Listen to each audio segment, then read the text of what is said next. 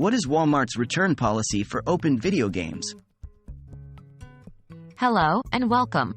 Today we're diving into Walmart's return policy for opened video games. As any gamer will tell you, understanding a retailer's return policy is crucial in case a game doesn't live up to expectations or has issues. What is the general return policy at Walmart? Walmart has a generous return policy for most items. Customers usually have 90 days to return an item with a receipt.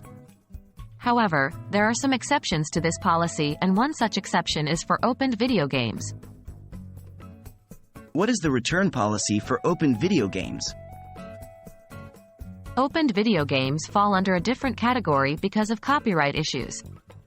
If a video game that's been opened isn't defective, Walmart generally will not accept it for return. This means you cannot return a video game just because you didn't like it or changed your mind. However, if the video game is defective, you can return it within 90 days of purchase with the receipt and original packaging for an exchange. The exchange is typically for the same title, not for a different game. What if I don't have a receipt?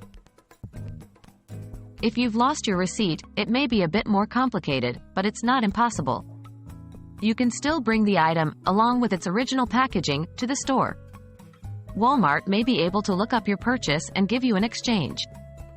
This is not guaranteed, though, and will be determined on a case-by-case basis. So, there you have it. That's the rundown on Walmart's return policy for opened video games. Remember, while you can't return an opened game simply because you didn't like it, if it's defective, you can return it within 90 days for an exchange. Always keep your receipt and original packaging to make the process easier. We hope this video was helpful and gives you a better understanding of how to navigate returns for video games at Walmart. Happy gaming!